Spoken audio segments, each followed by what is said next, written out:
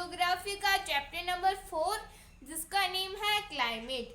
तो इस वीडियो के अंदर आज हम बात करने वाले हैं क्लाइमेट कंट्रोल्स के अंदर एल्टीट्यूड के बारे में। तो इसके पिछले वीडियो के अंदर हमने क्लाइमेट कंट्रोल्स के अंदर लैटिट्यूड के बारे में डिस्कस किया था।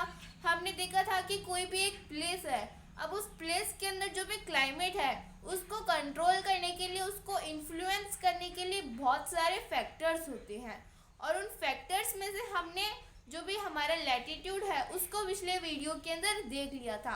लैटिट्यूड होता क्या है, जैसे कि ये हमारी क्या है, अर्थ है। अर्थ के अंदर ये जो भी हॉरिजॉन्टल लाइंस होती है इनको हम बोलते हैं लैटिट्यूड, और जो वर्टिकल लाइंस होती है इनको हम बोलते हैं एल्टीट्यूड। जो वर्टिकल लाइंस होती है उनको हम बोलते हैं लॉन्गिट्यूड, और जो हॉरिजॉन्टल लाइंस होती है उनको हम बोलते हैं लैटिट्यूड। तो लॉन्गिट्यूड और लैटिट्यूड। अब लैटिट्यूड से कैसे क्लाइमेट इन्फ्लुएंस होता है, अब जैसे कि सन की रेज जो है वो आ रही है, जैसे कि ये हमारा क्या है, सन है। अब जब सन की रेज आएगी तो जो हमारा इक्वेटर वाला पार्ट होगा, जैसे कि हमारा ये वाला जो पार्ट होगा इक्वेटर रीजन, उसको काफ़ी सनलाइट मिल जाएगी। अब जो सन है वो एकदम अर्थ के सामने। अब जैसे कि आप सन हो तो आपको क्या होगा, कोई भी, जैसे कि मान लेते हैं कि यहाँ पे कोई एक बलून है, तो आपको क्या होगा, जो बलून है उसका जो भी बीच वाला पार्ट होगा वो आपको अच्छे से दिखाई देगा, और जो ऊपर जो कॉर्नर्स वाले पार्ट होंगे, अब हमारी जो अर्थ है ना वो भी क्या, थोड़ी सी ऐसे टिल्टेड है। अब अर्थ के टिल्टेड होने के कारण क्या होता है, जो भी उसके पोल्स हैं उस तक सन की लाइट नहीं पहुंच पाती। तो जो ये पोल्स है हमारी अर्थ के अंदर, जो नॉर्थ पोल है, जो साउथ पोल है, यहाँ तक सन की रेज नहीं पहुंच पाती। तो क्या होता है, जो इक्वेटर वाला रीजन होता है वहाँ तक तो रेज पहुंच जाती है, लेकिन जो पोल्स होते हैं नॉर्थ पोल, साउथ पोल, यहाँ तक रेज नहीं पहुंच पाती। अब जब सन रेज नहीं पहुंचेगी तो वहाँ पे क्या होगा, उनको सनलाइट नहीं मिलेगी, तो वहाँ पे हीट नहीं होगी, और जब हीट नहीं होगी तो वहाँ का जो भी टेम्परेचर होगा वो बहुत ही ज़्यादा कोल्ड हो जाएगा। और इक्वेटर के अंदर क्या होता है, बहुत ही ज़्यादा गर्म क्लाइमेट होता है, यहाँ पे बारिश भी खूब होती है, लेकिन वहाँ पे क्या होगा, कोल्ड क्लाइमेट होगा। यहाँ पे जो हमारा टेम्परेट रीजन होता है यहाँ पे कोल्ड क्लाइमेट होता है, जैसे कि रशिया है, तो रशिया के अंदर क्या है, बहुत ही ज़्यादा कोल्ड क्लाइमेट है। तो लैटिट्यूड से वहाँ का क्लाइमेट इन्फ्लुएंस हुआ।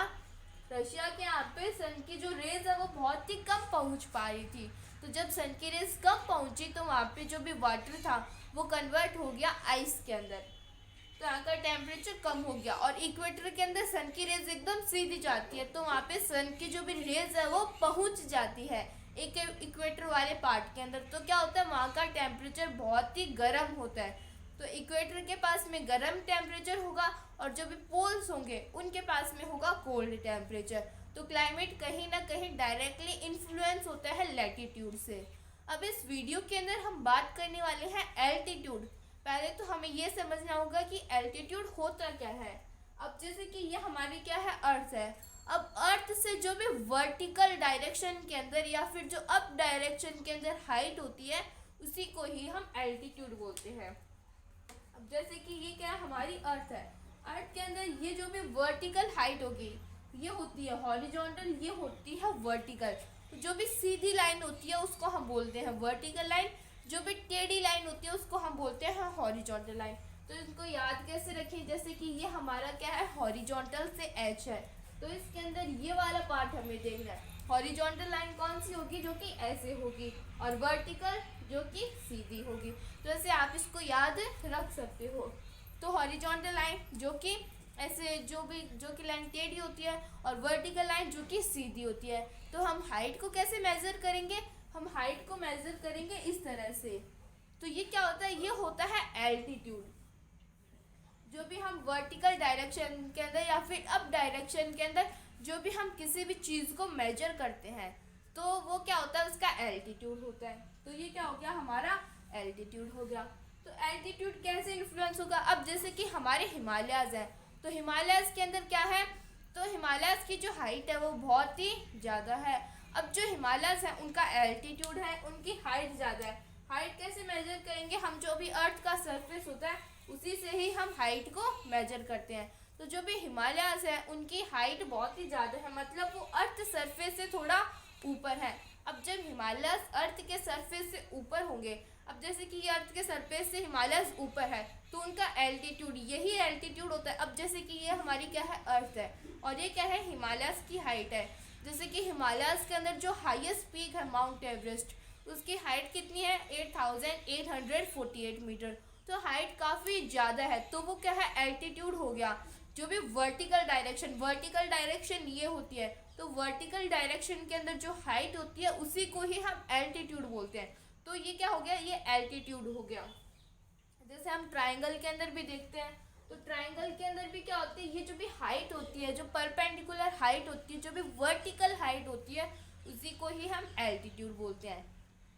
तो जैसे जैसे हम एल्टीट्यूड के अंदर जाते जाएंगे तो वहाँ पे जो भी पार्टिकल्स होंगे, जो भी एयर के पार्टिकल्स होंगे, वो बहुत ही लेस डेंस होंगे, वो बहुत ही कम डेंस होंगे। और अगर हम हमारे अर्थ के अंदर हमारे चारों तरफ अर्थ के सरफेस के ऊपर बात करें तो यहाँ पे पार्टिकल्स बहुत ही ज़्यादा डेंस होते हैं। जितनी भी हमारी ग्रीन हाउस गैसेज होती है, nitrogen gas, nitrate gas, CO2 gas, carbon monoxide gas, सभी गैस यहाँ पे मिलती है। और जैसे कि अब आपने सुना होगा, जो भी लोग माउंटेन के ऊपर जाते हैं तो वहाँ का क्लाइमेट बहुत ही हल्का होता है, लेस डेंस होता है, तभी वो ऑक्सीजन सिलेंडर लेके जाते हैं। वहाँ पे एयर की कमी होती है, वहाँ पे टेम्परेचर भी बहुत कम होता है। तो जैसे जैसे हम ऊपर हाइट के अंदर जाते जाएंगे, जैसे जैसे हम एल्टीट्यूड के अंदर जाते जाएंगे, तो जो भी टेम्परेचर होगा, जो भी हमारी उसके जो भी एयर के पार्टिकल्स होंगे वो कम डेंस होते जाएंगे, टेम्परेचर भी बहुत कम होता जाएगा, और जो भी एयर के पार्टिकल्स होंगे वो भी लेस डेंस होते जाएंगे। तो क्लाइमेट कहीं ना कहीं डायरेक्टली इन्फ्लुएंस होता है जब भी हम हाइट के अंदर जाएंगे। अब जैसे कि ये क्या है, हमारा सी है। अब सी से क्या हो गया, ये हमारी लैंड की सरफेस आ गई। लैंड की सरफेस आने के बाद में हमारा प्लेट्यू होगा, प्लेट्यू के बाद में हमारे माउंटेन्स हो गए। तो जैसे जैसे हम ऊपर जाते जाएंगे, हमें जो लैंड का सरफेस होगा, जैसे कि हमारे ये क्या है, लैंड का सरफेस है, तो इसके अंदर तो हमें ठीक ठाक सा लगेगा, ना गर्मी लगेगी ना सर्दी लगेगी। लेकिन जब हम प्लेट्यू के अंदर जाएंगे तो हमें थोड़ी बहुत ठंड लगेगी। और फिर अगर हम माउंटेन के ऊपर जाएंगे तो हमें बहुत ही ज़्यादा ठंड लगेगी, क्योंकि वो क्या है, एल्टीट्यूड के अंदर है। अब जैसे जैसे हाइट इंक्रीज होगी तो जो भी टेम्परेचर है वो डिक्रीज होता जाएगा। जैसे जैसे हम हिमालय के ऊपर चढ़ते जाएंगे तो वहाँ का जो टेम्परेचर है वो कम होता जाएगा। तभी हिमालय के ऊपर बर्फ़ होती है, क्योंकि वहाँ पे जब जैसे जैसे हम हाइट के ऊपर जाते हैं तो जो भी टेम्परेचर है वो कम होता जाता है, इनडायरेक्ट रिलेशन है। जैसे जैसे हाइट इंक्रीज होगी वैसे वैसे टेम्परेचर कम होता जाएगा, और वैसे वैसे एयर के पार्टिकल्स भी लेस डेंस होते जाएंगे। फिर observe the climate at hill station. अगर हम हिल स्टेशन के क्लाइमेट को ऑब्जर्व करें, ये जो एल्टीट्यूड होता है इसका लॉन्गिट्यूड और लैटिट्यूड से कोई कनेक्शन नहीं होता है, ये अपना एल्टीट्यूड एक अलग ही होता है। आप इसको लॉन्गिट्यूड लैटिट्यूड से मत जोड़ देना, एल्टीट्यूड अपना एक अलग होता है। तो जब अगर हम हिल स्टेशन की बात करें तो वहाँ पे हमें थोड़ी ठंड महसूस होती है। तो ठंड महसूस क्यों होती है हमें, क्योंकि वो थोड़ा एल्टीट्यूड के अंदर है, उनकी हाइट ज़्यादा है, और जैसे जैसे हाइट इंक्रीज होगी टेम्परेचर अपने आप कम होता जाएगा। फिर प्लेसेस इन सेम लैटिट्यूड। अब अगर हम बात करें कि हिमालय कितने लैटिट्यूड के अंदर आते हैं, तो हम अप्रॉक्स मान लेते हैं कि 35-36 डिग्री तक हिमालय आ जाते हैं, या फिर हम 30 डिग्री मान लेते हैं कि हिमालय 30 डिग्री तक आते हैं।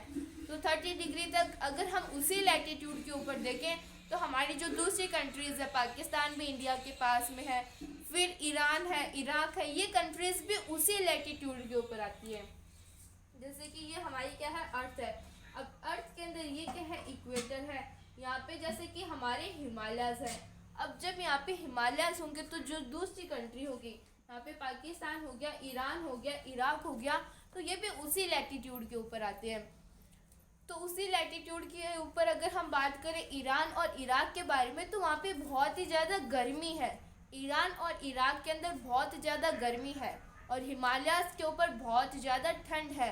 लैटिट्यूड वही है, 30 डिग्री अप्रॉक्स हम मान रहे हैं, तो लैटिट्यूड तो वही है। ईरान भी उसी लैटिट्यूड के अंदर आता है, इराक भी उसी लैटिट्यूड के अंदर आते हैं, और हिमालयस भी उसी लैटिट्यूड के अंदर आते हैं। तो लैटिट्यूड तो हमारा सेम है, लेकिन यहाँ पे डिफरेंस किस चीज़ का है, डिफरेंस है वहाँ के क्लाइमेट का।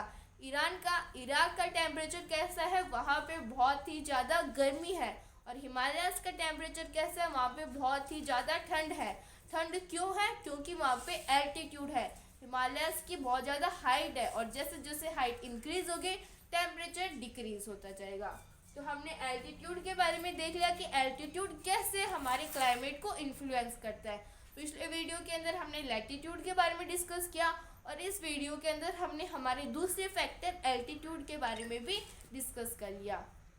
इसके नेक्स्ट वीडियो के अंदर हम बात करने वाले हैं प्रेशर और विंड सिस्टम के बारे में, कि जो प्रेशर है और जो विंड सिस्टम है वो कैसे हमारे किसी भी एरिया के टेम्परेचर को इन्फ्लुएंस करती है, या फिर उस एरिया के क्लाइमेट को इन्फ्लुएंस करते हैं। If anybody have any type of doubt, any type of query, then please ask me in the comments. Thank you so much.